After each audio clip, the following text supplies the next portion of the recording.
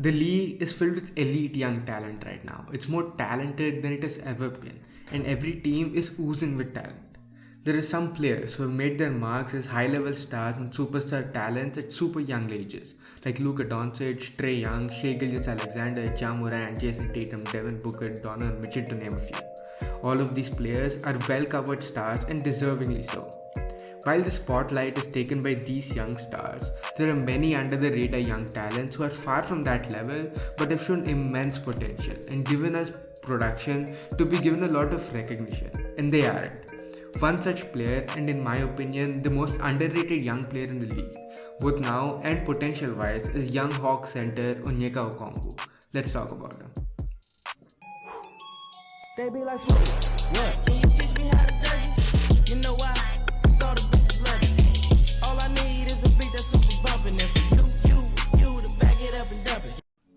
Leave a like on this video and subscribe if you haven't already. I drop regular NBA content, and with the NBA season going on, this should interest you. So do subscribe to the channel. Moving on to the video.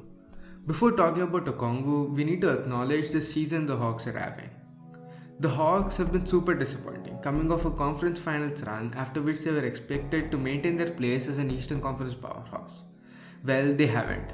There are a lot of reasons for this, the biggest probably being injury and health and safety protocols, but the biggest on-court issue for them is definitely their defense. They have point of attack defense competing with the worst of the worst, and with the fall off of Clint Capella, they have no one to clean up their mess anymore. This horrendous defense has completely overshadowed the brilliant offense around Trey Young. And since Okongwu has come back, there have been major positive signs in this department as the Hawks have started winning too. In the 333 minutes Okongwu has played for the Hawks this season, they're allowing 111.4 points per 100 possessions. In contrast, they give up 116 points every 100 possessions without him. He's been so versatile and special defensively for them, it's actually insane. As mentioned before, the Hawks have terrible perimeter defenders. Trey Young, Kevin Huerter, Bogdanovic, Gallinari, and most of the perimeter defenders the Hawks play have been terrible, and they let players get to the rim with ease. And though help defense isn't Okongwu's best skill right now, he does an awesome job at it. Players shoot only 45% within 6 feet when their shot is contested by Okongwu, a mark which ranks at the top of the top alongside guys like Jarrett Allen, Jaren Jackson Jr. and Evan Mobley. He blocks an estimated 6.5% of the shots he contests, a mark which puts him with the best of the best too. His defensive instincts, positioning and timing are absolutely sensational. And the game against Minnesota, where he was guarding Cat and had 5 blocks over the game, is a perfect example of that. He doesn't go up on short fakes very often and has a great feel for contests. He's great at chasing down, especially as a roll man defender, and uses insane agility to get these smaller defenders. He contests 9.7 shots every game according to NBA.com. He does this while playing the second least minutes per game compared to anyone above him in this category. His fouls are something I see people talk about a lot, but I really don't think it's such a big issue at all. Most of the games he has a lot of fouls in were when he was just coming back from injury, and the biggest reason I think he gets called on so many fouls is because he's always guarding an awesome big man. Like 2 of his big foul games where he had 5 fouls were against Giannis and Jokic. And when you rewatch these fouls, I honestly don't think a lot of them are fouls at all. The biggest reason he's given these fouls is because of the reputation the stars he's guarding have and the respect they have with referees. This means that questionable calls which could go either way are usually given to the star player like a Giannis or a Jokic because the refs give them the benefit of the doubt. A lot of the fouls he had on Giannis weren't fouls at all. His instincts are just so brilliant, he barely fouls them at all. His hands are some of the best we've seen in recent history for a big man, and I'm not exaggerating. And this leads me to my next point, and in my opinion, Okongwu's best defensive skill, which is defending star big men. In the 15 games Okongwu has played so far, he has already guarded the 4 best offensive big men in the league, and he has done as good of a job as possible on them. When Okongwu was Giannis' primary defender, Giannis shot only 2 of 12 from the field. He's so good at guarding the post, he forced Giannis to take back jumpers all game. Giannis usually takes advantage of smaller defenders by posting them up, but his primary scoring is still through drives. He tried to post up after post up on Okongwu and it just didn't work. Okongwu forced Giannis to take 10 pull-up jumpers by giving him space at the top of the key and holding strong at the post. He forced Giannis to take turnaround jumpers while being able to get up a strong contest on almost all of these jumpers. In his matchup against Karl Anthony Towns, he restricted Cat to 2 of 8 shooting. He forced Cat into bad drives to the basket while being patient and contesting the shot at the right time, forcing multiple turnovers. Almost every single time Cat thought he got Okongwu and made the move to the rim, he was either blocked or given a tough contest from Okongwu. He forced Cat to take tough jumpers the entire second half, or take him to the rim because these are the 2 best opportunities he had to stop Cat, and it worked. Cat could barely get a good post up when guarded by Okongwu in the second half, and hence it led to a very mediocre scoring quarter from Cat and a Hawks win. Moving on, his Embiid matchup. Embiid has been on an absolute tear in this last 15 odd games as a scorer, and the only game where he didn't have a good scoring game was when he was guarded by Okongwu. He shot a measly 5 of 14 when guarded by Okongwu and had his worst performance during the stretch. He forced Embiid to settle for jump shots all game, didn't let Embiid get a great position in the post, and made it significantly harder for the Sixers to make good entry passes.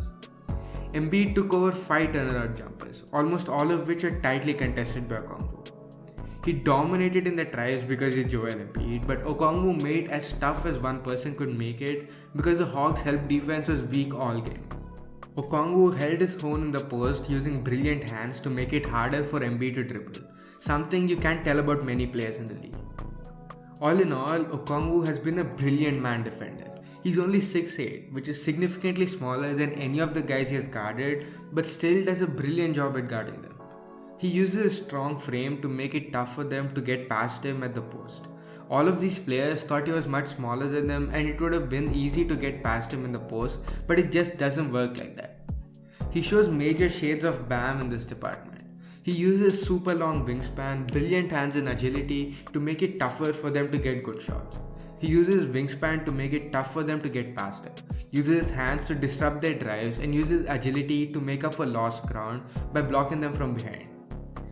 Okongwu deceives them into thinking they have a lot of space to take a jump shot, when in reality he knows he's quicker than the slow release most big men have and that he could make up for the lost ground in no time, making them settle for bad tough contested shots. Okongwu's pick and roll defense was one of the most highly touted abilities of his coming out of college, and he has continued to impress in this department.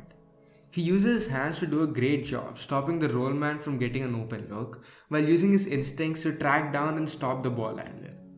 We haven't really seen much of his defense in this department this year because teams don't run the play very often when he's on the court, and the players he has been guarding have taken more isolation possessions than anything. But the limited possessions we have seen this in have been very impressive. And the final aspect of his defensive versatility. Being a versatile defender was the biggest reason he was compared to Bam so much coming into the league. And as I've mentioned multiple times in this video, he's a super agile guy for his size and has a ridiculous wingspan which he uses to guard smaller defenders. According to B-Ball Index, he has spent just as much time guarding non-centers as he has spent guarding centers. And out of all the centers who have guarded at least 7 shots per game, he restricts his opponents to shoot 38.7%. The lowest and the best percentage out of any player who is considered a center by NBA.com. And when he's guarding isolations, he only allows 0.4 points per possession, lowest among any player guarding more than 1 isolation per game. This displays his versatility defensively. All in all, Okongwu is not only one of the best young defenders in the league, but one of the best defenders in the league period. His man defense, post defense, versatility, help defense and rim protection are up there with the best of the best. And though I haven't made a definitive list yet, I find it hard to believe he'd be outside my top 20 defenders or even top 15 defenders in the league. I understand the small sample size arguments, but from what I've seen from his USC days to last year's brief flashes in the regular season and playoffs and his brilliant display this season so far, I'm convinced he is one of the best defenders in all of basketball already. The fact that we haven't even talked about his offense yet shows how special of a defender he is. Okongwu right now is one of the better and smarter pick and roll men in the league.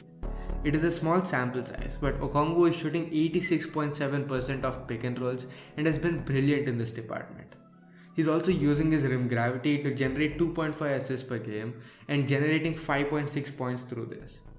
Almost all of his shots are at the rim, where he's shooting 82.4% on 3.6 attempts and is making some shots at the short mid range area. His offensive game is something which has a very limited ceiling in my opinion, but he can be an awesome pick and roll man and an otherworldly defender. Almost no one talks about Okongwu and how brilliant he is. Teams would love to have him on their team as one of the best two-way big men in the league who uses physical tools and high IQ to have a brilliant impact on this team.